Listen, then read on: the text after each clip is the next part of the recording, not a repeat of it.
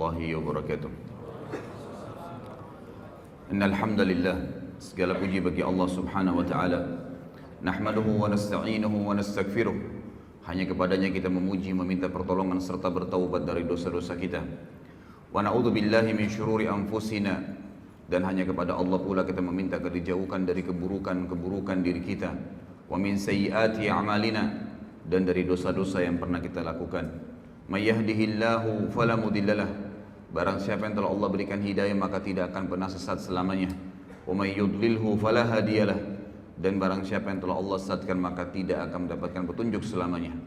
Asyhadu an la ilaha illallah wahdahu la syarikalah, wa asyhadu anna Muhammadan abduhu wa rasuluh. Saya bersaksi tidak Tuhan yang berhak disembah kecuali Allah, dan Muhammad benar-benar hamba juga utusannya. Qala Allah Ta'ala, Allah mengingatkan dalam kitabnya, Ya ayyuhalladzina amanu taqullaha haqqa tuqatih wa la tamutunna illa wa antum muslimun. Hai sekalian orang-orang yang beriman, patuhlah dan tunduklah, sebenar-benar patuh dan tunduk kepada satu-satunya pencipta segala sesuatunya, yaitu Allah Subhanahu wa taala, dan janganlah kalian meninggal dunia kecuali dalam keadaan Islam. Di ayat yang kedua, qala Allah Ta'ala, Ya ayuhan nasu taqu rabbakumul ladzi khalaqakum min nafsin wahidah وخلق منها زوجها وبث منهما رجالا كثيرا ونساء واتقوا الله الذي تساءلون به والأرحام إن الله كان عليكم رقيبا. Hai sekalian manusia, sekali lagi bertakwalah, hanya patuh dan tunduklah kepada satu-satunya pencipta segala sesuatunya, yaitu Allah, yang telah menciptakan kalian dari jiwa yang satu, yaitu Adam alaihissalam, dan menciptakan dari jiwa yang satu istrinya Hawa alaihissalam, dan telah banyak memberikan keturunan laki-laki juga perempuan dari keduanya. Sekali lagi bertakwalah, hanya patuh dan tunduklah kepada Allah, dan jagalah hubungan silaturahim, sesungguhnya Allah senantiasa mengawasi kalian. Di ayat yang ketiga, qala Allah azza wa jalla, ya ayyuhalladzina amanu taqullaha wa qulu qawlan sadida yuslih lakum a'malakum wa yaghfir lakum dhunubakum wa may yuti'illaha wa rasulahu faqad faza fawzan 'azima. Hai sekalian manusia, hai sekalian orang-orang yang beriman, sekali lagi bertakwalah, hanya patuh dan tunduklah kepada Allah dan ucapkan kalimat yang benar. Niscaya Allah akan memperbaiki amalan perbuatan kalian, mengampuni dosa-dosa kalian. Barang siapa yang mentaati Allah dan Rasulnya, maka dia telah mendapatkan kemenangan yang besar. Amma ba'd, fa inna asdaqal hadithi kitabullah. Kita tahu sebaik-baik rujukan bagi umat Islam dalam seluruh lini kehidupan mereka, terutama dalam ibadah, yaitu Al-Quran, kitabullah. Wa khair hadyu Muhammadin sallallahu alaihi wasallam, dan sebaik-baik petunjuk setelah Al-Quran adalah petunjuk Nabi besar Muhammad sallallahu alaihi wasallam yang dikenal dengan As-Sunnah. Keduanya rujukan pertama umat Islam atau utama dalam segala lini kehidupan mereka, terutama dalam masalah ibadah. Wa syarrul umuri muhdatsatuha, dan seburuk-buruk ibadah yang tidak punya rujukan dari wahyu Allah, Al-Quran dan Sunnah. Fa inna kulla muhdatsin bid'ah. Semua perbuatan yang dianggap ibadah dan tidak punya rujukan wahyu dikenal dengan perbuatan baru dalam agama. Wa nabidatun dhalalah, dan perbuatan baru itu akan membawa pelakunya pada kekeliruan dan kesesatan. Wa dalam final akan membawa pelakunya ke dalam api neraka. Bapak Ibu sekalian, ikhwah akhwat rahimani rahimakumullah. Tentu yang paling pertama yang layak kita ucapkan adalah segala puji bagi Allah yang telah memudahkan kita untuk berkumpul di rumahnya ini, dan juga untuk menghadiri majelis ilmu, serta sebagaimana sudah saya bahasakan kepada teman-teman panitia, insya Allah saya usahakan dengan izin Allah setiap bulan kita lowongkan, setiap bulan akan ada tablik akbar khusus untuk membahas tentang kisah-kisah sahabat Nabi. Dan ini memang pertemuan pertama kita membahas tentang sahabat yang termulia, yaitu Abu Bakar radhiyallahu anhu. Ada beberapa alasan kenapa saya memilih tema sahabat ini. Yang pertama, saudaraku, banyak sekali umat Islam yang tidak tahu, bahkan tidak pernah mau tahu siapa saja orang-orang yang telah sukses sebelum mereka, baik dunia maupun akhirat. Yang mereka pikirkan adalah orang-orang yang masih hidup bersama mereka, yang dianggap belum berhasil sebenarnya. Mereka baru berhasil di poin-poin tertentu, di substansial kehidupan, belum semuanya, gitu kan? Tapi ada orang-orang yang telah mendahului kita dari orang-orang saleh terlebih dahulu. Mereka sukses dunia, kaya raya, seperti figur Abu Bakar nanti akan kita jelaskan. Dia seorang pedagang, kalau Anda mau bicara seorang pedagang, dan termasuk miliardernya Mekah. Beliau juga adalah seorang raja nantinya menjadi khalifah. Beliau seorang ayah yang sukses dan memiliki banyak anak serta 4 orang istri. Beliau juga radhiyallahu anhu yang memiliki banyak sekali kelebihan-kelebihan, termasuk tokoh masyarakat Mekah. Beliau adalah pejuang yang paling berani di medan perang. Beliau memiliki prinsip-prinsip hidup, gitu kan. Umur yang panjang sampai 63 tahun dan banyak sekali hal yang luar biasa dari kehidupan beliau sebagaimana akan kita tahu nanti. Dan akan banyak sekali kita akan ambil pelajaran dari kejadian-kejadian dari kehidupan beliau dan semoga Allah memberikan taufiknya untuk itu. Dan juga hal yang lain, saya akan bedah buku ikhwah dan akhwat sekalian. Bukunya adalah Ashabi Rasulullah sallallahu alaihi wasallam, ditulis oleh Syekh Mahmud Al-Misri. Allahu alam ya, setahu saya semenjak saya baca buku-buku tentang sahabat, saya temukan ini buku yang paling lengkap. Jadi kalau ada teman-teman yang berminat, saya sudah titipkan sama panitia, bisa mendapatkan di panitia. Buku ini ada 4 jilid. Ya, buku ini ada 4 jilid. Dan buku ini akan kita bedah setiap bulannya. Jadi kalau kesempatan sekarang kita akan bahas Abu Bakar, maka yang depan insya Allah mungkin Umar bin Khattab dan seterusnya, maka akan terus mengikuti buku ini. Jadi pun kalau ikhwah dan akhwat memilikinya, maka akan terus kita bedah sampai selesai 4 jilid dengan izin Allah subhanahu wa ta'ala. Saya ingin titik beratkan dalam metode penyampaian saya nanti ini, bahasan ini, dan ini bahasan yang cukup panjang sebenarnya. Sejarah Abu Bakar radhiyallahu anhu ini bukan sejarah yang pendek, sejarah yang panjang, dan Allahu alam kita tidak tahu bisa selesai sampai duhur atau tidak. Maka perlu saya tekankan kepada teman-teman bahwasanya saya tidak fokus kepada tanya jawab nantinya, tapi saya akan fokus ke materi. Dan ini yang lebih penting dalam majelis ilmu.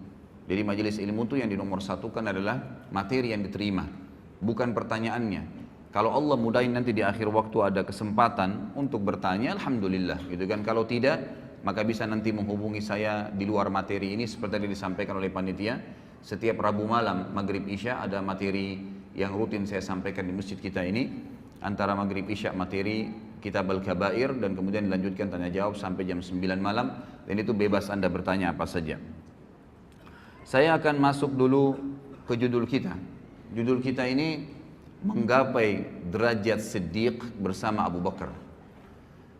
Karena ada kalimat Siddiq yang saya terima atau yang saya titik beratkan pada saat saya sampaikan judul ke panitia, maka saya akan jelaskan dulu kalimat Siddiq itu sebelum masuk ke masalah siapa itu Abu Bakar dan apa yang kita bisa ambil dan kenapa beliau mendapatkan julukan Siddiq itu sendiri.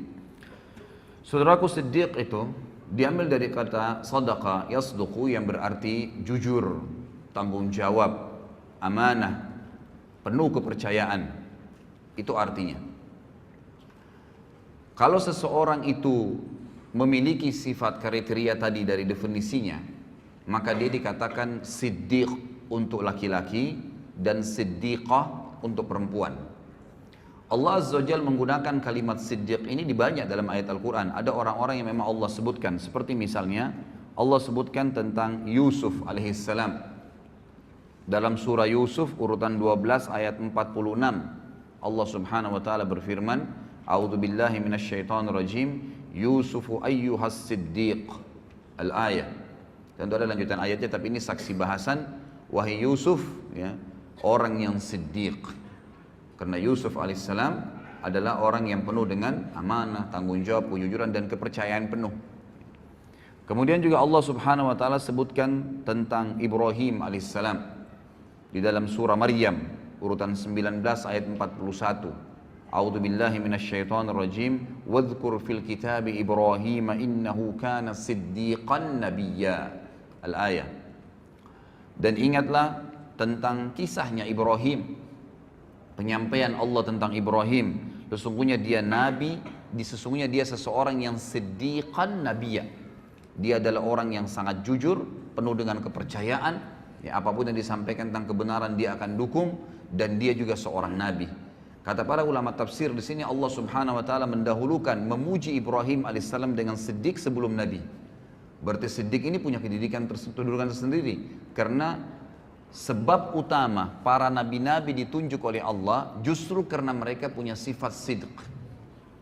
Jadi ini asasnya nanti kita akan titik beratkan. Jadi dengan adanya sifat sidq tadi, kejujurannya, amanahnya, tanggung jawabnya, kepercayaan penuh tentang kebenaran sehingga dia siap mempertahankan dan membela kebenaran tersebut, itu yang akan membuat Allah Subhanahu wa taala menunjuk mereka, memberikan mereka posisi ya sebagai nabi.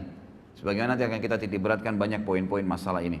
Kemudian Allah Subhanahu wa taala juga menyebutkan tentang Maryam alaihissalam, ibunya Nabi Isa. Ya. Di dalam firman-Nya surah Al-Maidah urutan 5, A'udzu billahi minasyaitonir rajim, mal masihu ibnu maryam illa rasulun qad khalat min qablihi ar-rusul wa ummuhu siddiqah kana ya'kulani at-ta'am unzur kaifa nubayyinu lahumul ayati thumma anzur anna yufakun. Sesungguhnya Masih ibnu Maryam, Nabi Isa alaihissalam adalah jelas seorang rasul, utusan Allah, dan telah terdahulu sebelumnya banyak rasul-rasul, dan ibunya adalah siddiqah. Ya, jadi di sini penggunaan untuk perempuan siddiqah. Jadi Maryam alaihissalam ini, dia Maryam binti Imran bersaudara dengan Asia binti Imran, dan dua wanita ini adalah wanita yang sangat mulia. Mereka betul-betul siddiqah, jujur dari pertama masih kecil sampai mereka besar, itu tidak pernah tidak yakin dengan Allah Azza wa Jalla dan para nabi-nabi, sampai Allah karuniai dua perempuan ini melahirkan anak, dua-duanya nabi. Kalau dari Maryam lahirlah Isa, dan dari Asia adiknya Maryam itu lahir Yahya. Dua-duanya nabi alaihimussalam. Dan ini yang ditemui oleh Nabi SAW di langit kedua pada saat Isra dan Mi'raj, bertemu dengan dua orang sepupu, Yahya dan Isa, karena ibu mereka bersaudara. Mereka berdua, kata Allah, si Maryam ya, alaihissalam dan anaknya Isa alaihissalam, mereka pernah makan atau mereka makan makanan seperti manusia biasa. Ini bantahan terhadap orang Nasrani yang mengatakan Isa adalah anak Tuhan. Maka lihatlah bagaimana kami menjelaskan kepada mereka ayat-ayat kami, dan lihatlah ya apa yang mereka responkan, apa yang mereka jawab. Tentu ada banyak ayat-ayat berhubungan dengan masalah hal-hal seperti ini, tapi saya mengambil beberapa cuplikannya.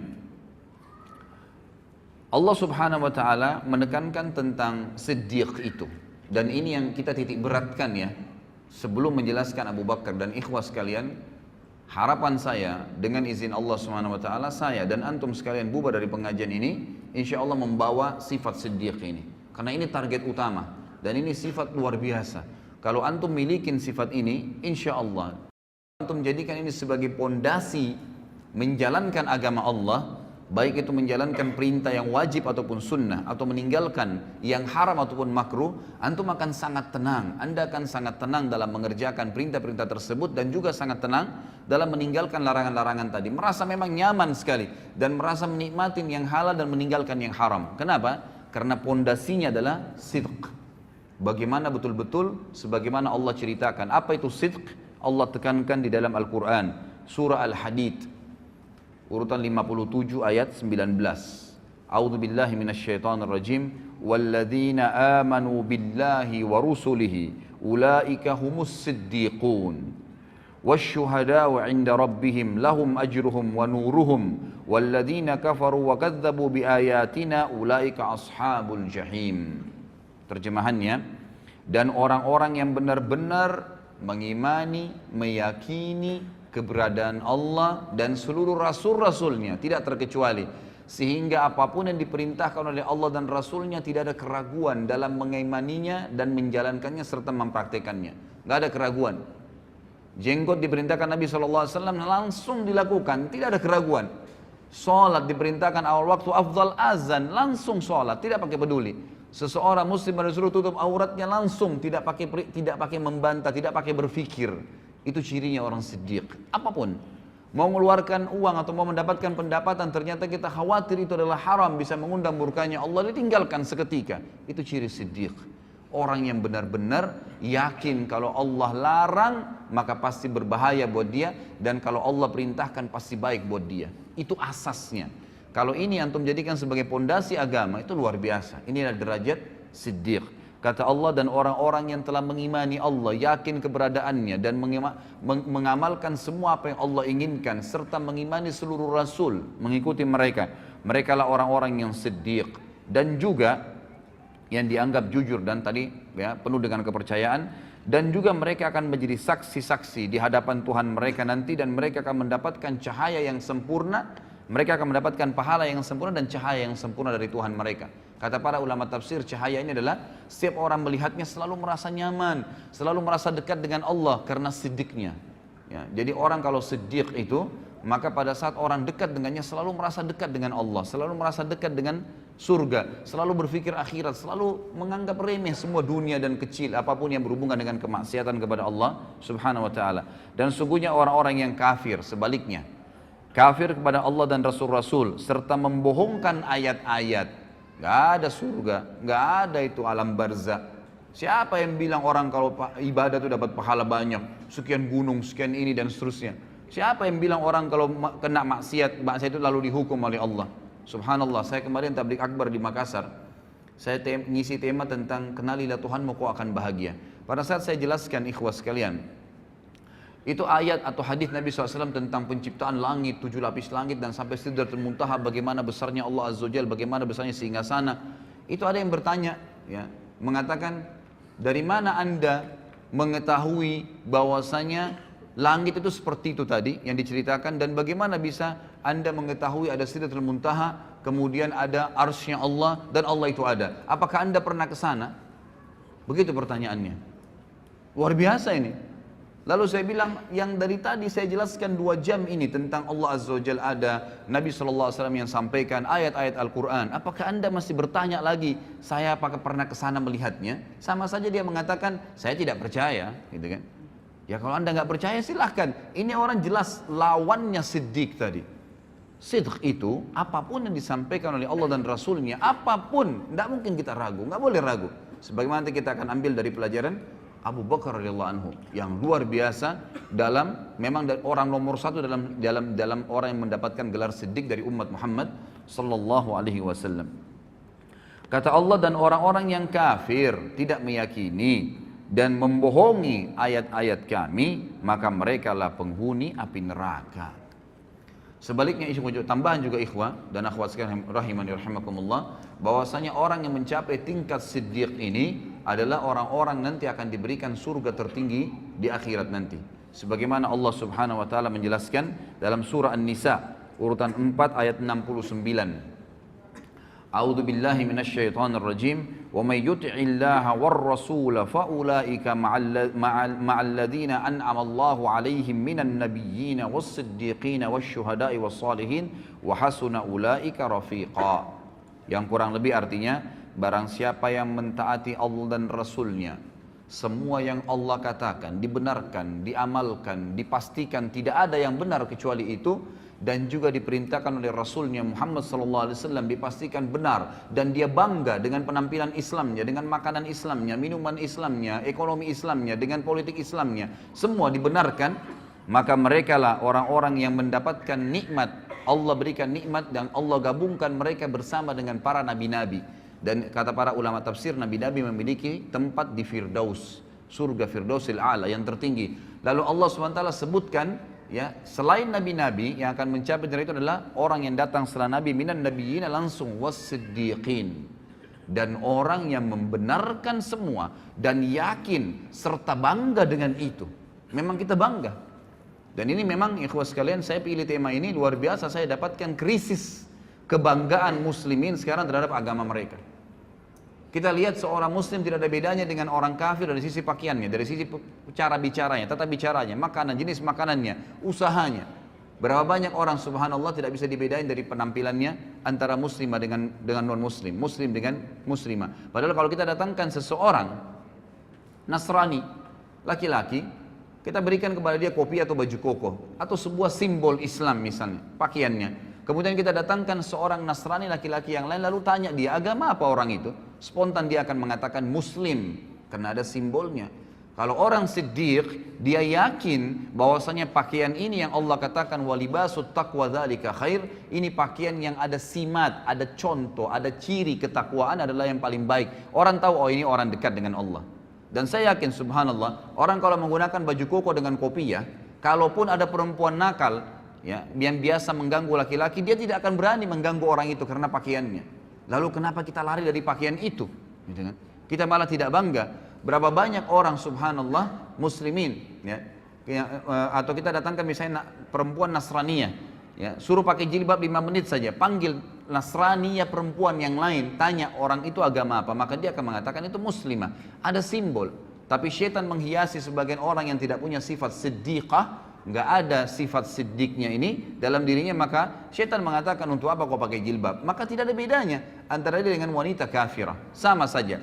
Cuplikan yang selalu dilihat, didengar oleh kupingnya, ditatap oleh matanya, semuanya berbau orang-orang non-muslim. Film-filmnya semua Hollywood, Bollywood, dan yang semua berhubungan dengan tontonan terhadap aurat, lagu-lagu yang menjauhkan dia dari Al-Quran, semuanya jauh, semuanya jauh.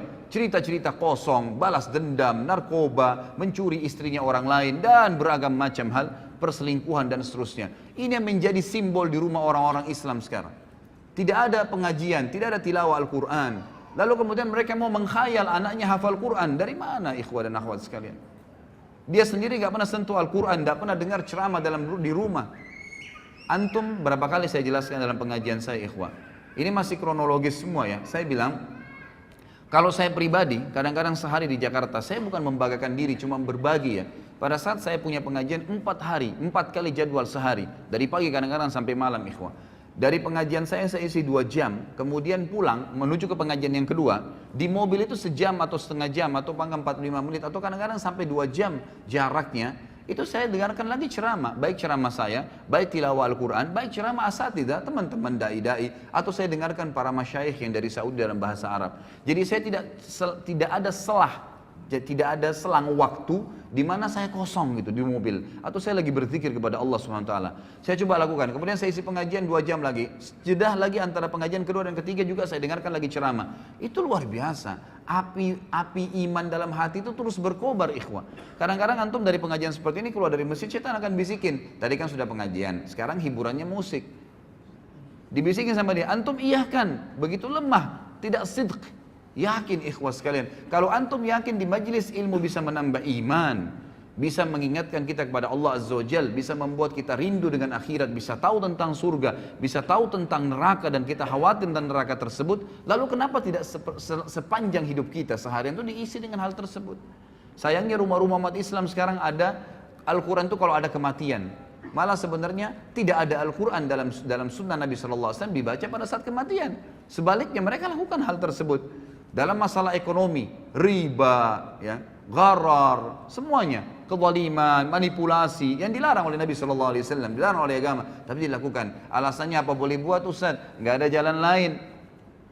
Lalu antum depan Allah Azza wa Jalla juga akan katakan itu pada hari kiamat, pada saat dihisab, nggak ada jalan lain. Lepaskan diri dari situ. Ya, harus yakin dengan janji Allah Subhanahu wa taala. Ini akan kita titik beratkan 2 jam ke depan ikhwah, bagaimana memunculkan sifat siddiq dalam hati kita dan mempelajari dari orang yang nomor 1 dalam sifat siddiq, Abu Bakar radhiyallahu anhu, yang luar biasa dalam masalah seperti ini. Apapun yang Allah dan Rasulnya katakan tidak ada keraguan, pasti benar, dan itu menjadi simbol kehidupannya. Langsung, tidak ada keraguan dalam masalah itu. Masalah politik sudah dijelaskan dalam Islam, harus orang alim, harus orang yang faham agama Allah, yang tahu halal haramnya Allah, baru jadi pemimpin. Mana pernah pemimpin negara kita ada orang yang alim? Ya, padahal Nabi SAW mengatakan apa? Al-ulama warathatul anbiya. Ulama itu pewarisnya para nabi. Emang sudah begitu. Nabi-nabi ini pemimpin manusia. Sekarang kalau ada kiai, ada ustadz, ada dai, dicalonkan jadi presiden, disorotin oleh masyarakat. Untuk apa dai masuk di politik? Subhanallah. Lalu kalau bukan ustadz atau ada dai atau ulama yang memimpin anda, siapa yang akan pimpin anda? Orang-orang fasik seperti sekarang? Yang membiarkan tempat kemaksiatan terbuka, pelanggaran-pelanggaran agama Allah dilakukan, riba merajalela mencekik lehernya umat-umat Islam, anak-anak muslimah dan muslim kita yang akhirnya terbengkalai, dipaksanya ini dan dipaksakan itu, dan seterusnya, gitu kan? Maka ini keliru sekali. Bukankah Nabi SAW datang ke Madinah lalu menjadi pemimpin pada saat beliau datang dan beliau menobatkan diri menjadi raja sekalian Nabi di Madinah karena beliau adalah seorang yang paling alim, tahu halal haramnya Allah. Bukankah Nabi SAW wasiatkan Abu Bakar radhiyallahu anhu penggantinya setelah beliau adalah orang yang paling alimnya sahabat, paling tahu halal haramnya Allah? Bukankah Abu Bakar menulis wasiat pada saat mau meninggal mengatakan, aku meninggalkan wasiat yang manusia yang paling bertakwa sama Allah dan paling paham halal halalnya Allah adalah Umar bin Khattab? Bukankah Umar bin Khattab lalu menunjuk Uthman bin Affan? Bukankah Uthman dan masyarakat Madinah akhirnya menunjuk ya, masyarakat Madinah menunjuk Ali setelah itu karena dianggap orang yang paling alim setelah Uthman, dan seterusnya. Kita lihat bagaimana Khulafaur Rasyidin menunjukkan adalah ulama, ya. Apa kata Nabi SAW dalam hadis sahih riwayat Al-Hakim? Sayati umara'u sufaha. Akan datang nanti sepeninggalku adalah pemimpin-pemimpin yang sangat sufaha. Sufaha itu jamak daripada safih. Dan orang Arab ini ikhwah menyebutkan kata-kata safih itu kalau bodohnya super bodoh. Namanya. Kalau jahal itu artinya bodoh masih ada pinternya. Tapi kalau safih itu artinya bodoh yang tidak ada di tahu apa-apa. Orang yang tidak tahu, tidak ada informasi apapun dengan dia. Maka apa kata Nabi SAW? Akan datang pemimpin-pemimpin yang sufaha, yang bodohnya luar biasa. Kenapa Nabi SAW katakan bodoh? Beliau lanjutkan hadis yang mengatakan umara'u la yahtaduna bihaddi wa la yastannuna bisunnati. Pemimpin-pemimpin yang tidak akan pernah mengambil petunjuk dariku, nggak mau nunjuk oleh Nabi Muhammad SAW, tidak mau tahu halal haramnya Nabi SAW. Nabi SAW ya seorang Nabi Muslim, ya sudahlah, saya juga Muslim, tapi nggak hubungnya dengan politik saya. Subhanallah. Ya. Lalu siapa yang anda jadikan patokan? Belanda, Inggris, negara-negara Barat, orang-orang kafir yang kufur kepada Allah Subhanahu Wa Taala. Lahirlah sistem demokrasi yang akhirnya siapa yang paling banyak suaranya, siapa yang paling kuat, ya orang masanya maka dia yang menang walaupun dia bodoh. Subhanallah khalik, gitu kan? Ini luar biasa karena kita jahilnya, kita tidak tahu tentang apa yang diajarkan Nabi SAW dan kita tidak sidq, kita tidak mempercayai itu. Seakan-akan ragu, benar nggak Islam nih? Benar nggak Islam itu bisa ngatur politik? Padahal 1345 tahun kita memimpin dunia. Bagaimana anda masih ragu dengan masalah itu? Lalu kata Nabi SAW, wa yastannuna bisunnati, dan tidak pernah ngikutin sunnah-sunnahku. Kita lihat sekarang negara-negara Islam. Jadi kacau balau, jadi gampang semuanya diobrak-abrik. Jadi gampang, naik pemimpin, ya tidak ada opsi lagi. Ini atau itu, dua-duanya nggak baik, dua-duanya begini. Karena anda tidak kembali kepada sistem yang sebenarnya. Allah Azza wa Jalla sudah tuntunkan di dalam kitabnya. Jadi kata Allah Subhanahu Wa Taala, dan orang-orang yang mentaati Allah dan Rasulnya dalam segala lini ikhwah. Al-Quran dan Sunnah di atas segalanya. Allah dan Rasulnya di atas segalanya. Di atas politik, di atas ekonomi, di atas rumah tangga, di atas jabatan, di atas pendapatan, di atas segala-galanya. Itu baru dikatakan orang itu sidq. Orang yang benar-benar yakin dan percaya penuh terhadap apa yang Allah dan Rasulnya turunkan. Barang siapa yang mentaati Allah dan Rasulnya, maka mereka lah yang akan bersama diberikan nikmat kepada nabi-nabi dan orang-orang yang siddiq, orang-orang yang terpercaya tadi, dan syuhada, orang yang mati syahid, wassalihin, dan orang-orang yang saleh, wa hasuna ulaika rafiqa, dan mereka lah sebaik-baik orang, ya, sebaik-baik orang. Baik ikhwah sekalian, sebelum masuk ke Abu Bakar juga, saya menemukan ada tema yang menarik dari buku ini. Sebelum jauh membahas masalah Abu Bakar radhiyallahu anhu, di sini ada disebutkan di buku ini. Nanti kalau anda memiliki buku ini atau antum memiliki buku ini, ada poin yang saya kemarin sempat terlintas membaca sepintas gitu. Lalu saya temukan memang ini poin yang tidak boleh luput dalam materi seperti sekarang kita ini. Ikhwah sekalian, demi Allah ikhwah, saya bersumpah di atas podium ini, kita ini umat yang terbaik, umat Islam, umat yang terbaik. Kita memiliki syariat yang paling sempurna dari Allah dan Rasulnya Muhammad SAW. Tidak boleh ragu dengan masalah itu. Kita tidak perlu agama lain. Kita tidak perlu dengan siapapun. Orang lain menjadikan umat Islam sebagai kiblat, iya. Tapi jangan kita yang berkiblat dengan mereka. Karena mereka berkiblat pada hal-hal yang melanggar dan kufur kepada Allah pencipta langit dan bumi. Sementara kita ini di bawah tuntunan pencipta langit dan bumi. Bagaimana bisa seorang muslim ragu? Dan ikhwah sekalian, kita akan bacakan dalil bagaimana umat Muhammad SAW adalah umat yang terbaik. Dan kita adalah umat memang yang mestinya memimpin dunia. Memang sudah begitu. Jadi tidak boleh ragu dengan masalah itu. Dengarkan ikhwah. Kata Allah Subhanahu Wa Taala di dalam Al-Quran, surah Al-Imran ayat 110. Kalau pegang buku ini bisa lihat halaman masih awal-awal ya, halaman 41. A'udzu billahi minasyaitonir rajim. Bismillahirrahmanirrahim. Kuntum khaira ummatin ukhrijat lin-nasi ta'muruna bil ma'rufi wa tanhauna 'anil munkari wa tu'minuna billah. Al-ayah. Kalian umat Islam, umat Muhammad SAW adalah sebaik-baik umat yang telah dilahirkan untuk siapa? Untuk manusia akhir zaman, untuk seluruh manusia. Dari zaman Adam alaihissalam sampai hari kiamat. Kalian adalah sebaik-baik umat, artinya kalian pemimpinnya, kalian yang harus jadi patokan, kalian harus jadi panduan, kalian yang menjadi contoh bagi orang lain.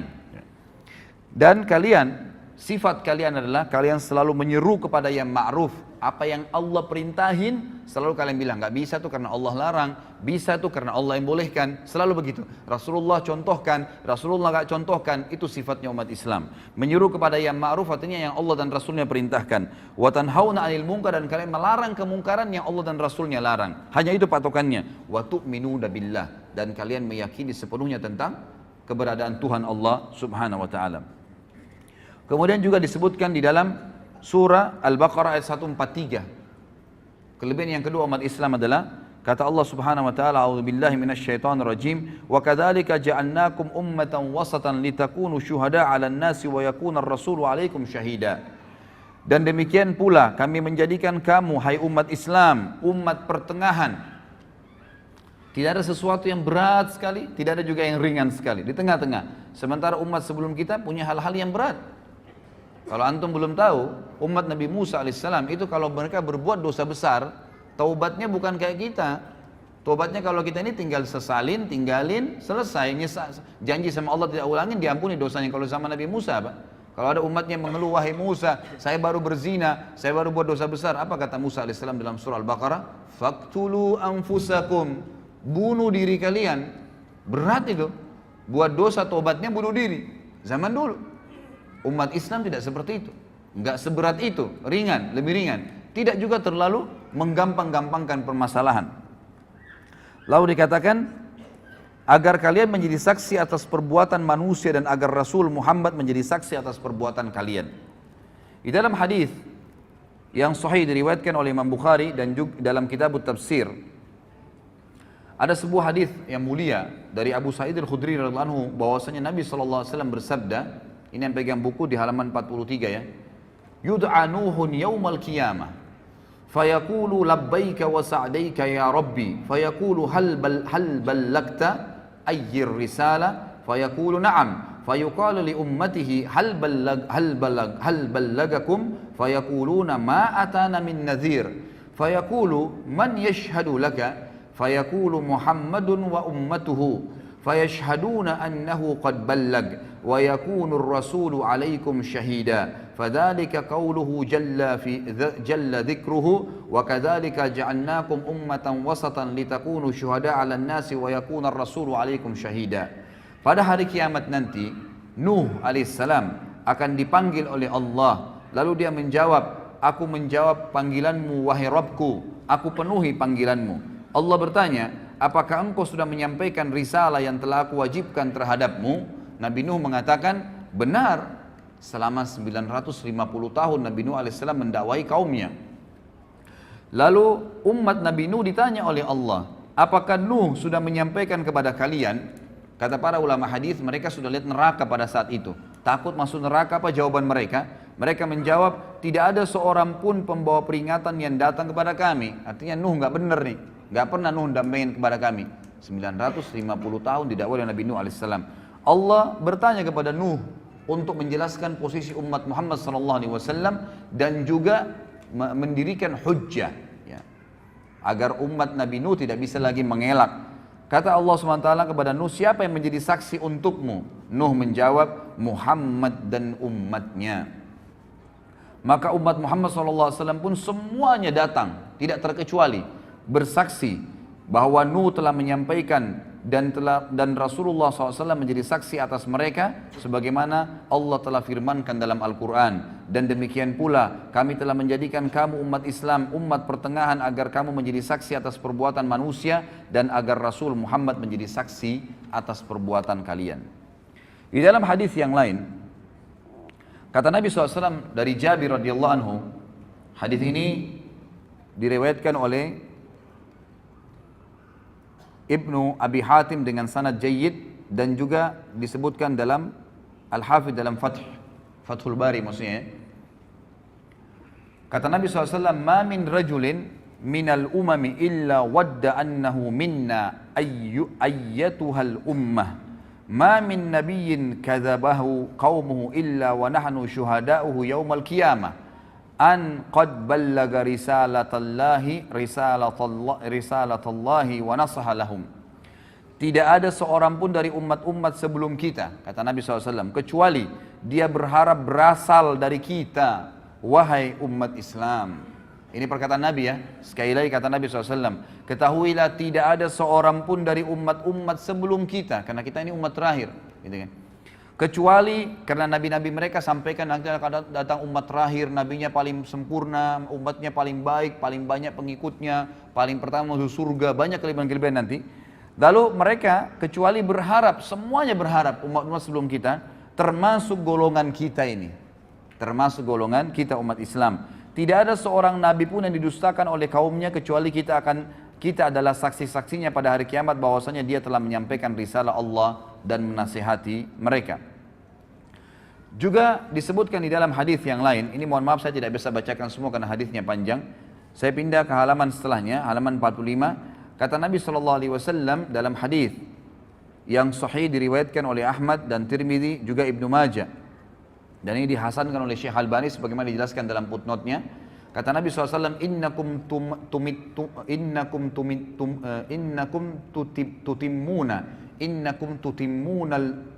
tutimmuna sab'ina ummah antum khairuha wa akramuha 'ala Allah. Sesungguhnya kalian akan melengkapi 70 umat. Ya, kata para ulama hadis maksudnya adalah ada 70 kelompok umat yang besar nanti pada hari kiamat. Dan kalian adalah yang melengkapi yang paling banyak di antara 70 umat itu. Kalian adalah yang terbaik dan termulia bagi Allah. Di dalam hadis yang lain diriwayatkan oleh Ahmad dan Tirmidzi dari Anas dan Syekh Albani mengatakan untuk mensahihkan hadis ini, kata Nabi SAW, "Mathalu ummati mathalul matar, la yudra awwaluhu khairun am akhiruh." Umatku ibaratnya hujan, tidak diketahui mana yang paling baik, apakah yang pertama atau yang terakhirnya. Maksudnya apa? Semuanya baik. Umat Islam ini semuanya baik. Selama mereka amalkan agamanya, maka mereka adalah yang terbaik. Tidak ada bedanya antara satu dengan yang lainnya. Juga kata Nabi SAW di dalam hadis yang sahih riwayat Abu Daud, Tabarani, dan juga Hakim, Nabi SAW bersabda, ummati hadhihi ummatun marhumatun, laysa alaiha azabun fil akhirah, innama azabuha fid dunyal fitan, wazzalazilu wal qatlu wal balaya. Umatku ini adalah umat satu-satunya yang dikasihani oleh Allah. Tidak ada azab atas mereka di akhirat. Maksudnya orang-orang ya yang umat Islam ini umumnya kata ulama hadis sebelum mereka meninggal itu diberikan kesempatan untuk bertaubat. Selalu diingatkan oleh Allah Subhanahu wa taala. Jadi betul-betul orang yang masuk ke neraka nanti dari umat Islam ini umat-umat yang betul-betul menyimpang. Benar-benar tidak mau bertaubat, tidak mau kembali ke jalan Allah Subhanahu wa taala. Akan tetapi azabnya akan datang di dunia dalam bentuk fitnah-fitnah, gempa bumi, pembunuhan, mungkin mereka dibunuh oleh orang-orang lain dan wabah penyakit. Kemudian di dalam hadis yang lain juga diriwayatkan Imam Muslim dari Abu Musa al-Asy'ari bahwasanya Nabi SAW bersabda, "Innallaha azza wa jal idza arada rahmata ummatin min ibadihi qabada nabiyyaha qablaha فجعله لها فرطا وسلفا بين يديها وإذا أراد حلكة أمة عذبها ونبيها حي فأهلكها وهو ينظر فأقر عينه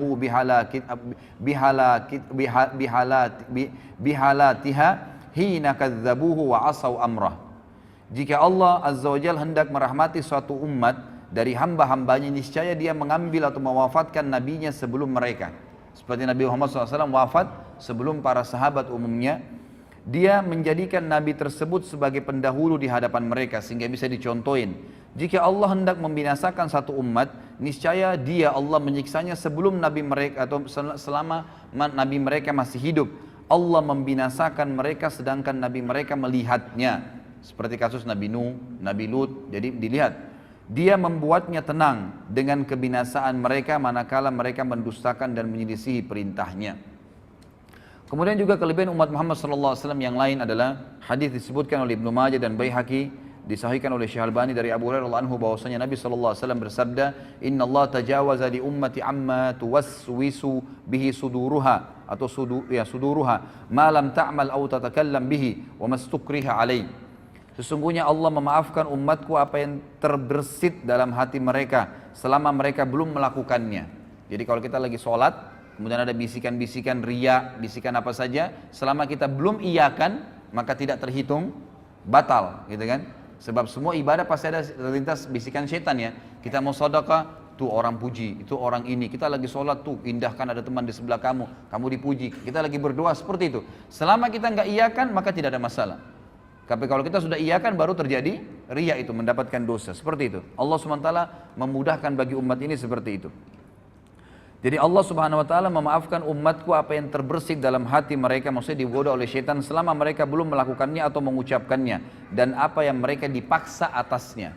Kalau dipaksa lakukan satu perbuatan, kalau tidak dia akan dibunuh. Seperti kasus Ammar ibn Yasir, ya radhiyallahu anhu, pada saat ayahnya dan ibunya Ammar dan Sumayyah dibunuh oleh Abu Jahal, maka Ammar masih kecil, umurnya 7 tahun, 8 tahun. Ketakutan, disiksa sama Abu Jahal. Abu Jahal bilang, saya akan siksa kamu, saya tidak bunuh langsung, sampai habis semua kulitmu, sampai kamu kesakitan luar biasa dan kamu mati tersiksa, kalau kau tidak kufur kepada Muhammad. Maka kata Ammar, baiklah, apa yang kau mau wahai Abu Jahal? Kata Abu Jahal, katakan saya kufur kepada risalahnya Muhammad, kufur kepada kenabian Muhammad. Maka Ammar mengatakan, saya kufur kepada risalahnya Muhammad. Lalu Abu Jahal tidak puas, lewatlah unta betina. Lalu kata Abu Jahal, saya tidak akan lepaskan kau kecuali kau katakan unta ini Tuhanku. Maka Ammar pun berkata, unta ini Tuhanku, baru dilepas. Ammar bin Yasir radhiyallahu anhu waktu lepas dari azab merasa menyesal, ya terbebani hatinya. Kenapa tadi nggak sekalian biarin aja saya disiksa? Lalu dia datang kepada Nabi SAW mengatakan, umur 7 tahun, 8 tahun ini luar biasa imannya. Lalu kata Ammar, ya Rasulullah sambil nangis, bagaimana bisa ini? Saya tadi mengucapkan begini dan begitu ya Rasulullah, karena saya takut dibunuh. Kata Nabi SAW, wahai Ammar, kalau seandainya diulangin lagi kepadamu besok, ucapkanlah. Selama memang bukan hatimu yang menginginkannya. Artinya memang dipaksa, gitu kan? Ini terlepas dari, ini adalah sebuah hal yang tidak dihukum bagi umat Muhammad sallallahu alaihi wasallam. Kemudian juga dikatakan oleh Nabi sallallahu alaihi wasallam di dalam hadis diriwayatkan oleh Ibnu Abi Asim dari Anas dan dihasankan oleh Syekh Albani dalam Sahihul Jami', kata Nabi SAW, Inna Allah Ta'ala qad ajara ummati min an tajtami ala dhalalah. Sesungguhnya Allah Ta'ala telah melindungi umatku sehingga mereka tidak bersepakat di atas kesesatan. Artinya selama mereka berpegang pada Al-Quran dan Sunnah, maka mereka insya Allah tidak akan sesat. Kemudian juga di dalam hadis yang diriwayatkan oleh Imam Muslim dan Ahmad juga Nasai dari Hudzaifah radhiyallahu anhu, bahwasanya Nabi SAW bersabda, fuddilna 'alan nasi bi thalath, ju'ilat sufufuna ka sufufil malaika, wa ju'ilat lana al-ardu kullaha masjida, wa ju'ilat turbatuha lana tahura, idza lam najidil ma, wa u'titu hadhihi al-ayat min akhir suratil Baqarah min kanzin tahtal arshi lam yu'taha nabiyyun qabli. Kami diberikan umat Islam ini 3 keutamaan, kata Nabi SAW, atas semua manusia. Yang pertama, saf-saf kami dijadikan seperti safnya para malaikat. Jadi memang pengaturan saf salat itu dianjurkan seperti safnya malaikat, sebagaimana sabda Nabi SAW kepada para sahabat dalam hadis Bukhari Muslim, tidakkah kalian mengatur saf kalian sebagaimana para malaikat mengaturnya? Lalu kata para sahabat, bagaimana malaikat mengatur saf mereka ya Rasulullah? Kata Nabi SAW, mereka menyempurnakan saf demi saf, setelah penuh baru pindah ke saf yang kedua, setelah penuh baru pindah saf ketiga, dan seterusnya. Yang kedua adalah seluruh bagian bumi ini dijadikan bagi kami sebagai masjid. Boleh dibangun masjid dimanapun tempatnya, selama tanah itu bukan tanah hasil rampasan atau yang haram, maka boleh dibangun masjid. Dan yang ketiga, debunya bumi ini dijadikan untuk kami sebagai alat bersuci jika kami tidak mendapatkan air. Bisa bertayamum dari mana saja, ya, debu yang ada. Dan diturunkan kepadaku ayat-ayat ini dari akhir surah Al-Baqarah, ya, dari perbendaharaan di bawah arsy-Nya Allah yang tidak diberikan kepada seorang nabi sebelumku. Kemudian juga tentu di sini ada banyak sekali, ya, hadis-hadis Nabi SAW yang mungkin saya tidak bisa bahas semua. Tentu saya berharap ikhwan dan akhwat bisa memiliki bukunya. Sekali lagi, karena buku ini akan kita bedah setiap bulannya dengan izin Allah. Kalaupun memang Allah memberikan ada halangannya, maka minimal Anda sudah memiliki buku rujukan yang saya jadikan sebagai referensi utama ini. Di sini ada banyak sekali, ya, dan saya tutup dengan hadis, ya, di mana Nabi SAW menyebutkan ada 2 hadis, ya, yang pegang buku di halaman 53 langsung. Kata Nabi SAW di dalam hadis diriwayatkan oleh Ahmad dari Abu Bakar radhiyallahu anhu dan disahihkan oleh Syekh Albani dalam Sahihul Jami', kata Nabi SAW, u'titu 70,000 min ummati yadkhuluna al-jannata bighairi hisab, wujuhuhum kal qamari lailatal badr wa qulubuhum ala qalbi rajulin wahid, fastazattu rabbi azza wa jal fazadani ma'a kulli wahidin sab'ina alfa. Ini kemuliaan yang luar biasa. Aku diberikan 70.000 dari umatku yang masuk surga tanpa hisab. Wajah mereka seperti rembulan di malam purnama, dan hati mereka di atas hati satu orang, artinya semuanya sama imannya.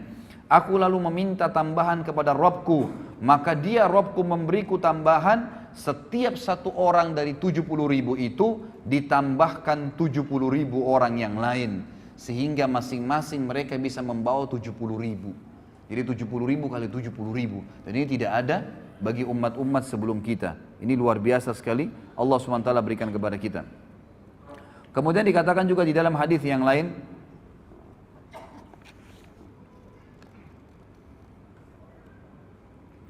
diriwayatkan di halaman 54 ya, footnote nomor 24, diriwayatkan oleh Ahmad, Tirmidzi dan Ibnu Majah dari Burairah radhiyallahu anhu, disahihkan oleh Syekh Albani sama di Sahih Jami'. Kata Nabi SAW, ahlul jannati ishruna wa mi'atu saf, thamanuna minha min hadhil ummati wa arba'una min sairil umam. Penduduk surga itu sebanyak 120 saf nanti jumlahnya, ya 120 saf. 80 darinya itu adalah dari umat ini. 80 saf dari 120 yang masuk surga itu adalah dari umat ini. Sedangkan 40 yang lain adalah 40 yang sisa dari umat yang lainnya. Jadi cuman bayangkan ya, dari Nabi Adam alaihissalam sampai Nabi Isa alaihissalam, berapa miliar manusia, itu cuma 40 saf. Sementara kita ini 80 saf yang masuk ke dalam surga pada hari kiamat. Kata ulama hadis, ini menandakan fadilah yang sangat besar, dan dijanjikan juga umat ini akan sangat banyak jumlahnya, akan sangat banyak pengikutnya.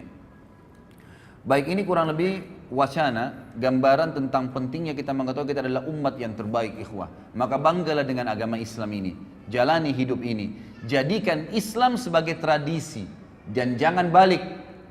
Garis bawah kata-kata saya ini, jangan balik, jangan menjadikan tradisi sebagai Islam, nggak boleh. Tradisi, suku, adat, negara, habiskan semua, nggak ada. Bagi saya, karena saya Muslim, Islam yang menjadi tradisi hidup saya. Selesai. Maka kita punya standarisasi tradisi. Mau di Afrika, mau di Eropa, mau orang bule, mau orang hitam, mau orang Arab, mau orang Melayu, mau orang dari manapun, suku manapun, kalau kita bertemu dengannya maka akan sama semua perilakunya, pakaiannya, makanannya, minumannya, tutur katanya, akhlaknya, semua akan sama. Karena yang dijadikan tradisi adalah Islam. Itu yang dititik beratkan, ikhwah. Tidak usah lagi berpatokan dengan agama lain. Tidak usah berpatokan dan menjadikan idola orang-orang non-muslim. Kembalilah kepada orang-orang muslim. Dan kita akan lihat nanti figur pertama yang luar biasa pada hari ini. Kemudian saya kerucutkan bahasan juga sebelum Abu Bakar radhiyallahu anhu. Saya akan sebutkan, ikhwah, di antara umat Islam ini ada lagi orang-orang yang terbaiknya. Jadi tadi kita umat yang terbaik, ada juga di kalangan umat Islam ini orang-orang yang terbaik. Itulah para sahabat ridwanullahi alaihim, sahabat Nabi sallallahu alaihi wasallam, sahabat-sahabat Nabi sallallahu alaihi wasallam yang Allah SWT telah memberikan julukan mereka radhiyallahu anhum wa radu'an. Inilah imam-imam kita. Mereka lah ya panutan-panutan kita, idola-idola kita. Di buku ini ada lebih dari sekian puluh sahabat yang disebutkan, dan satu orang saja, ikhwan dan akhwat sekalian, kalau kita jadikan sebagai rujukan hidup kita, idola kita, sudah cukup untuk selamat dunia akhirat. Bagaimana kalau kita jadikan semuanya puluhan orang ini sebagai idola kita? Cukup mereka, tidak perlu lagi pasang anak-anak muda, wahai anak-anak muslim, pasang poster-poster pemain bola di kamar anda. Untuk apa? Apa yang mau dibanggakan dengan mereka? Dengan keterampilan mereka main bola? Masuk surga ke dengan main bola itu? Bukan berarti tidak boleh main bola ya, olahraga boleh dalam Islam. Tapi sampai pada tingkat anak-anak kita menghafal nama-nama pemain bola dan tidak tahu nama sahabat Nabi. Siapa yang sudah dijamin masuk surga? Siapa yang sudah berjuang dan sebenarnya? Gitu kan? Ini hal-hal yang harus kita sadari dan kita fahamin. Maka kita harus kembali kepada para sahabat. Jadikan mereka sebagai idola-idola kita. Karena bukan mustahil, ikhwah dan akhwat sekalian, sahabat-sahabat terutama 10 yang jamin masuk surga ini, sampai beritanya kepada kita, ya, sampai sekarang seperti yang akan kita bahas nanti ini, itu bukan mustahil, ya, bukan cuma sebuah kisah dongeng yang diceritakan, tapi kata para ulama agar kita bisa mencontohin Abu Bakar, Umar, Uthman, Ali, Talha, Zubair, Abdurrahman ibn Auf, hafal nama-nama mereka, kisah-kisah mereka, tahu kehidupan mereka sehari-hari. Maka dengan begitu ya, kita akan bersama-sama dengan mereka di surga. Bukan mustahil. Karena kita menciplak saja kehidupan mereka. Itulah yang diinginkan oleh Allah Azza wa Jal melalui sejarah-sejarah mereka yang tetap Allah kekalkan, gitu kan? Dan subhanallah, syaitan-syaitan ingin menyesatkan manusia dengan mencaci maki, mengkafirkan para sahabat ridwanul alaihim yang telah Allah pilih mereka. Nanti kita akan baca sebentar lagi fadilah dan keutamaan para sahabat. Sehingga di sini ikhwas sekalian, kita tidak butuh lagi panutan siapapun kecuali mereka setelah Nabi Muhammad SAW. Yang pertama ikhwas sekalian, disebutkan dalam buku ini, Allah SWT menurunkan banyak sekali Al-Quran. Coba buka halaman 59 yang pegang bukunya. Sekali lagi ikhwah dan akhwat, kalau ingin memiliki bukunya ada di depan sama panitia, ya. Yang jelas kita membahas di sini jilid pertamanya. Surah Al-Ahzab, halaman 59 ayat 23. A'udzubillahi minasyaitonirrajim. Allah SWT mengekalkan dalam Al-Quran dibaca oleh setiap orang yang beriman tentang para sahabat. Ini ayat ini, satu ayat saja ini sudah cukup membantah orang-orang Syiah ini. Yang betul-betul sampai berani mengkafirkan para sahabat. Apalagi figur yang kita bicara sebentar lagi tentang siapa dia. Kata Allah SWT, minal mu'minina rijalun sadaku ma'ahadullah alaih. Faminhum man qadha nahbahu wa minhum man yantadir wa ma baddalu tabdila. Di antara orang-orang mukmin, maksudnya para sahabat. Ayat ini turun kepada para sahabat. Ada orang-orang yang menepati apa yang telah mereka janjikan kepada Allah. Maksudnya di sini ulama tafsir bilang mereka mati syahid. Mereka berusaha masuk medan perang supaya mati syahid dan Allah berikan apa yang telah Allah janjikan. Dan ada di antara mereka yang gugur dan ada pula di antara mereka yang masih menunggu ikut perang, belum mati, ikut perang yang kedua, terus begitu. Ya, karena yakin dengan apa yang Allah janjikan dengan mati syahid itu. Dan mereka sama sekali tidak mengubah janjinya. Maksudnya tidak berubah, tidak murtad, tidak ragu, tidak bimbang. Kemudian dalam surah Al-Bayyinah ayat 8 Allah Subhanahu wa taala mengatakan radhiyallahu anhum wa radu an. Allah Subhanahu wa taala ridha kepada mereka dan mereka pun ridha kepada Allah. Mereka pun ridha kepada Allah. Kemudian dalam surah Al-Fath ayat 18 Allah terus memuji para sahabat. Ikhwas sekalian, kalau Allah sudah ridha kepada seseorang, Rabbul Alamin, Tuhan alam semesta, siapa lagi yang kita mau jadikan panutan selain mereka? Yang diridhoi oleh atasannya, diridhoi oleh presiden dan rajahnya, diridhoi oleh keluarganya dan istrinya atau suaminya? Jauh sekali. Diridhoi oleh pencipta langit dan bumi, radhiyallahu anhum wa radu an. Allah sudah ridha kepada mereka semua sahabat. Di sini jamak, radhiyallahu anhum, tidak terkecuali, gitu kan? Waradu'an, dan mereka juga ridho dengan Allah, ridho dengan agama ini, mereka memilih itu. Kemudian juga dalam surah Al-Fatih ayat 18 halaman 60-nya, a'udzubillahi minasyaitonirrajim, kata Allah SWT, laqad radiyallahu 'anil mu'minina idh yubayyi'unaka tahta asy-syajarati fa'alima ma fi qulubihim fa'anzala as-sakinata 'alaihim wa athabahum fathan qariba. Sungguh Allah telah meridai orang-orang yang beriman. Siapa mereka itu? Sahabat di sini. Ketika mereka berjanji kepadamu, hai Muhammad. Siapa di antara kita pernah ketemu dengan Nabi SAW? Tidak ada. Yang pernah ketemu adalah para sahabat. Ayat ini turun kepada mereka. Kata Allah SWT, sungguh Allah telah meridai orang-orang mukmin ketika mereka berjanji setia kepadamu, hai Muhammad, di bawah pohon. Dia mengetahui apa yang ada dalam hati mereka. Maksudnya Allah tahu hati-hati para sahabat yang bersih dari kekufuran. Lalu dia Allah memberikan ketenangan atas mereka dan memberikan balasan kepada mereka dengan kemenangan yang dekat. Kemudian juga dalam surah Al-Fath ayat 29. Terus bertubi-tubi Allah jelaskan tentang siapa sahabat ini. Inilah idola kita, saudaraku. Kata Allah SWT, a'udzubillahi minasyaitonirrajim, Muhammadur Rasulullah walladzina ma'ahu asyidda'u 'alal kuffari ruhama'u bainahum tarahum ruk'an sujjadan yabtaguna fadlan minallahi wa ridwana simahum fi wujuhim min atharis sujud dzalika mathaluhum fit taurat wa mathaluhum fil injili kazar'in akhraja syat'ahu fa'azarahu fastagladha fastawa 'ala suqi yu'jibu az-zurra'a liyaghidha bihimul kuffar wa'adallahu alladhina amanu wa 'amilus solihati minhum maghfiratan wa ajran 'azima. Muhammad itu, kata Allah SWT, adalah benar-benar utusan Allah dan orang-orang yang bersama dengan dia. Siapa orang bersama dengan Nabi SAW? Kita kan? Orang-orang yang nanti belum lahir kan? Orang yang hidup bersama Nabi SAW, sahabat. Makanya para ulama memberikan definisi sahabat adalah orang yang melihat Nabi SAW dengan mata kepalanya, beriman dengan Nabi SAW dan meninggal dalam keyakinan tersebut. Itu namanya sahabat. Di sini dipuji oleh Allah SWT. Mereka bersama dengan Muhammad, mereka bersikap tegas terhadap orang-orang kafir. Dan mereka berkasih sayang sesama mereka. Kalian melihat mereka ruku dan sujud. Ini cirinya para sahabat. Selalu sibuk dengan ruku dan sujud saja, ibadah kepada Allah SWT. Mencari karunia Allah dan keridhaannya. Pada wajah mereka tampak tanda-tanda bekas sujud. Di dahi mereka hitam. Demikianlah sifat-sifat mereka yang diungkapkan dalam Taurat. Dan juga diungkapkan dalam Injil.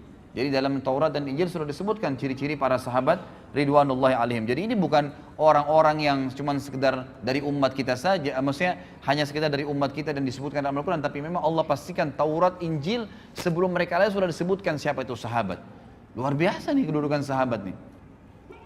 Yaitu seperti benih yang mengeluarkan tunasnya. Kemudian tunas itu semakin kuat, lalu menjadi besar dan tegak lurus di atas batangnya. Tanaman itu menyenangkan hati penanam-penanamnya karena Allah hendak menjengkelkan hati orang-orang kafir. Dengan kekuatan orang-orang yang beriman, Allah menjanjikan kepada orang-orang yang beriman dan mengerjakan kebajikan di antara mereka, sahabat, gitu kan, ampunan dan pahala yang besar. Juga ayat yang lain, Allah SWT menyebutkan dalam surah Al-Hasyr, ayat 9 dan ayat 8 dan ayat 9. Ini semua tentang sahabat nih. Ya, kita bayangkan luar biasanya bagaimana Allah memuji sahabat dalam Al-Quran, dan luar biasanya bagaimana orang-orang Rafidah dan orang Syiah berani mengkafirkan para sahabat yang Allah menyebut mereka sebagai orang yang beriman. Ini luar biasa nih, ya. Sampai mereka mengangkat bendera untuk membunuh, ya, orang-orang yang sudah mengikuti Nabi SAW, ini sahabat-sahabat Nabi. Dan sampai saya dengarkan cuplikan salah satu tokoh orang-orang Syiah sekarang di Iran. Dia membahasakan dalam bahasa Arab gitu kan, tapi saya tidak ingat namanya. Tadi sempat saya lihat terlintas ada cuplikannya di YouTube gitu kan. Dia sempat mengatakan munculnya orang-orang teroris sekarang yang banyak membom sana sini dan membunuh-bunuh ini, itu karena memang mereka ya tidak faham tentang agama ini. Kemudian mereka-mereka ini sebenarnya cuma substansial, cabang-cabang kecil dari induk-induk pemimpin-pemimpin mereka. Saya pikir yang mereka mau sebutkan ini ulama-ulama sunni yang sekarang. Ternyata mereka bilang apa? Kalimatnya dia bilang apa? Pimpinan-pimpinan mereka adalah Abu Bakar, Umar, Aisyah, sahabat. Yang mestinya ini akar-akarnya semua ini yang kita harus putuskan. Dan kita kafirkan, kita perangin. Sehingga tidak muncul lagi teroris. Luar biasa gitu. Ya, na'udzubillah, alaihimul la'nah. Allah SWT akan melaknat mereka dengan cara seperti ini. Apa kata Allah kekal ikhwah dalam Al-Quran? Al-Quran bukan buku yang saya tulis. Firman Allah SWT dalam surah Al-Hasyr ayat 8 dan ayat 9. A'udzu billahi minasyaitonir rajim. Lil fuqara'il muhajirin alladziina ukhriju min diyarihim wa amwalihim yabtaguna fadlan minallahi wa ridwana. Fadlan minallahi wa ridwana wa yansuruna Allah wa rasulahu. Ulaika humus shadiqun. Walladziina tabawwa'ud dara wal imana min qablihim yuhibbuna man hajara ilaihim wa la yajiduna fi sudurihim hajatan mimma utu wa yu'thiruna ala anfusihim. وَيُؤْثِرُونَ عَلَىٰ أَنفُسِهِمْ وَلَوْ كَانَ بِهِمْ خَصَاصَةٌ وَمَنْ يُوقَ شُحَّ نَفْسِهِ فَأُولَٰئِكَ هُمُ الْمُفْلِحُونَ. Harta rampasan perang itu untuk orang-orang fakir yang hijrah, yang terusil dari kampung halaman mereka dari Mekah. Siapa mereka? Sahabat Nabi. Dan meninggalkan harta bendahnya di Mekah demi mencari karunia Allah, dan mereka hijrah ke Madinah mencari keridhaan dan demi menolong agama Allah dan Rasulnya. Mereka itulah orang-orang yang benar dan orang-orang yang ansar. Jadi dua-dua dipuji nih. Sahabat ada muhajirin dan ansar. Muhajirin dari orang-orang Mekah Allah puji. Mereka meninggalkan harta dan kota mereka, negeri mereka, hijrah untuk Allah dan Rasulnya. Dan orang-orang ansar yang di Madinah yang menyambut mereka, sahabat-sahabat Nabi yang telah menempati kota Madinah. Siapa yang menempati kota Madinah di zaman Nabi SAW? Sahabat Nabi. Dan telah beriman sebelum kedatangan mereka, para muhajirin, kepada Nabi Muhammad SAW. Mereka mencintai orang-orang yang berhijrah ke tempat mereka. Dan mereka tidak menaruh keinginan dalam hati mereka terhadap apa yang diberikan kepada mereka, muhajirin. Maksudnya memberi balasan, memberikan bantuan kepada muhajirin, tidak berharap balasan. Itu sifat sahabat-sahabat Ansar. Meskipun mereka juga memerlukannya. Dan siapa dijaga dirinya dari kekikiran, berhitungan di jalan Allah, maka mereka itulah orang-orang yang beruntung. Mereka lah orang-orang yang beruntung. Kemudian surah At-Taubah ayat 88 sampai 89. Terus Allah sebutkan banyak ayat tentang sahabat nih.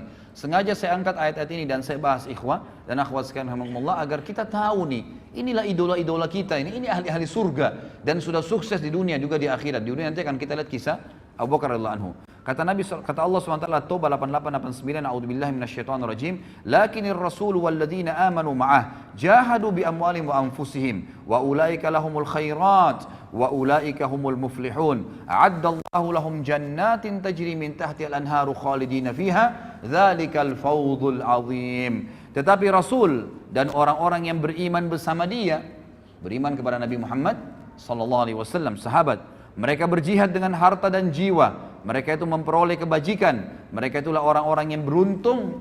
Sahabat dipuji oleh Allah SWT. Allah telah menyediakan bagi mereka surga yang mengalir di bawahnya sungai-sungai. Mereka kekal di dalamnya. Itulah kemenangan yang agung. At-Taubah ayat 100. A'udzubillahi minasyaitonirrajim. Ayat setelahnya. Was-sabiquna al-awwaluna minal muhajirin wal ansari walladzina ittaba'uhum bi ihsan. والذين اتبعوهم بإحسان رضي الله عنهم ورضوا عنه وعد لهم جنات تجري تحتها الأنهار خالدين فيها أبدا ذلك الفوز العظيم.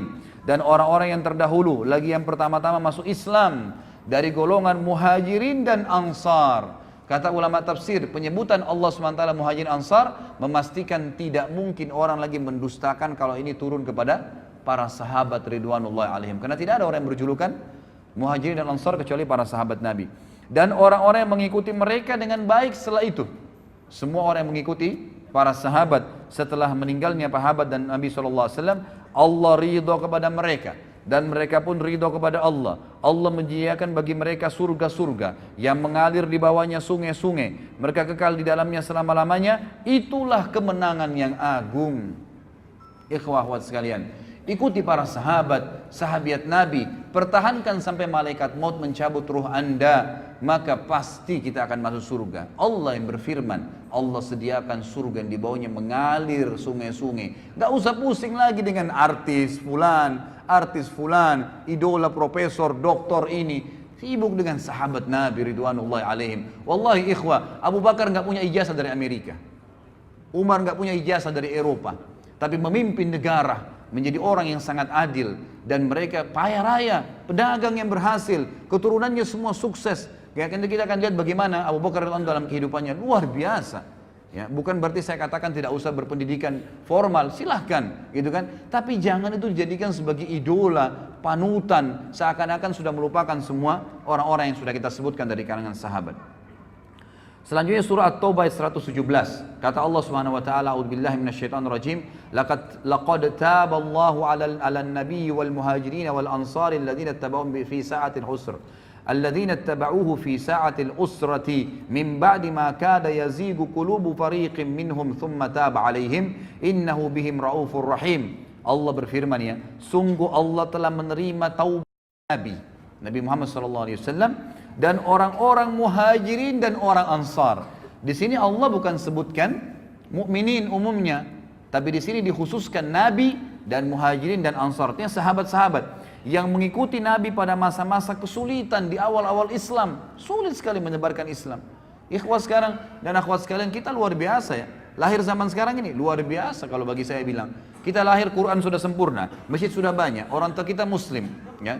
Di mana-mana tersebar agama Islam. Sudah jelas, masjid di Mekah sudah bebas dari kekufuran, Madinah sudah bisa dikunjungin, orang bisa umroh haji sepuasnya. Luar biasa Islam. Kalau kita lahir di zaman Nabi SAW, ikhwah, nggak gampang jadi sahabat. Luar biasa sulitnya. Nggak ada lampu, nggak ada penerangan pada saat itu. Ada seorang Nabi buta huruf, nggak bisa baca, nggak bisa nulis, ngaku Nabi. Kira-kira kalau antum hidup di zaman Mekah dulu, beriman nggak? Gitu kan? Tidak ada lampu, nggak ada apa-apa, orang yang hidup bersama-sama di padang pasir lalu ngaku saya Nabi. Apalagi nanti kita bahas masalah Isra dan Mi'raj, ada borak, kuda bersayap, terbang, perjalanan Palestina Mekah sebulan bisa ditempuh dalam satu malam. Mungkin kita bersama dengan Abu Jahal, naudzubillah, gitu kan. Tapi kita hidup sekarang luar biasa, hidup dengan sahabat itu masa-masa kesulitan, luar biasa mereka bisa beriman pada saat itu. Setelah hati segolongan dari mereka hampir berpaling, kemudian Allah menerima taubat mereka. Sungguhnya Allah Maha Pengasih lagi Maha Penyayang terhadap mereka. Kemudian juga ayat yang lain, dan ini saya angkat saja ayat yang terakhir karena ini cukup banyak dalilnya. Dalam surah Al-Kahfi, ya.